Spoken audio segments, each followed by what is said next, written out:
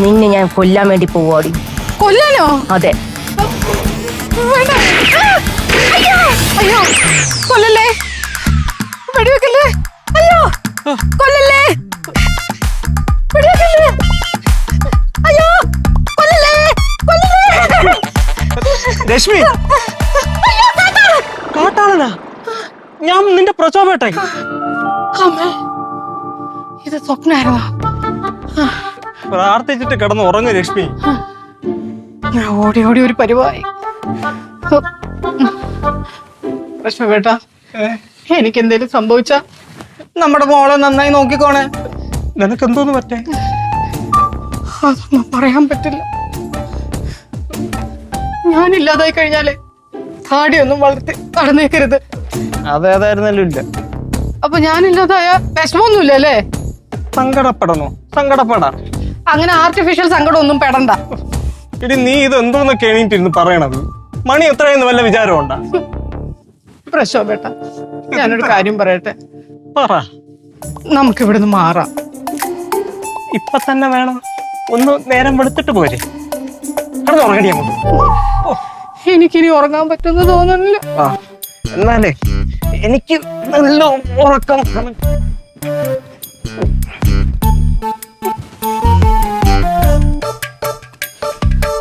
നീ ഇതെവിടെ പോണു? വേൾഡ് ടൂറിന്. പോയിട്ട് തിരിച്ചു വന്നില്ലെങ്കിലും കുഴപ്പമൊന്നുമില്ല.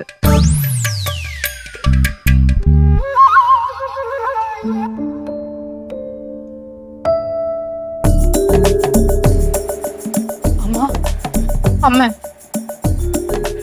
അമ്മ. ഒന്നുമില്ല, പോയിട്ട് നാളാ. അമ്മയുടെ ഞാനാ രശ്മിയാ. ഓ, ലക്ഷ്മി അല്ല, പാർവതി അല്ല, സരസ്വതി ആയാലും ശരി, ഒരു വകേ ഇന്നില്ല. 5 നയാ പൈസ ഇല്ല. ഗൂഗിൾ പേ ചെയ്യാം. പോ. അമ്മ എന്തൊക്കെയാ ഈ പറയുന്നേ? അമ്മ ഒന്ന് എഴുന്നേക്കമ്മ. അമ്മേ, ഇത് ഞാനാ. അയ്യോ മക്കളെ, ഭൂമി കുലുക്കുന്നടാ. എല്ലായിടത്തോട് പോ. അയ്യോ അമ്മ, ഭൂമി കുലുക്കൊന്നുമല്ല, ഞാൻ അമ്മയെ കുലുക്കിയതാ. ഞാനാ, ഞാൻ രശ്മിയാ. നീ എന്താണ് പാതിരാത്രിക്ക്? മണി എത്രയായി? 2 മണി. ഉച്ചയായ? ഉച്ചക്കല്ല, രാത്രി 2 മണി. ഇനി പെണ്ണെ, നിനക്ക് എന്തിന്റെ സുഖേടാ പാതിരാത്രി 2 മണിക്ക് എന്നെ വന്ന് ഇങ്ങനെ വിളിച്ചുണർത്തുന്നത്? ഞാൻ അമ്മയോടൊരു കാര്യം പറയാൻ വന്നതാ. അത് പറഞ്ഞില്ലേ എനിക്കിന്ന് ഉറങ്ങാൻ പറ്റത്തില്ല. ഓ, എനിക്ക് വയ്യേ ഭഗവാനെ.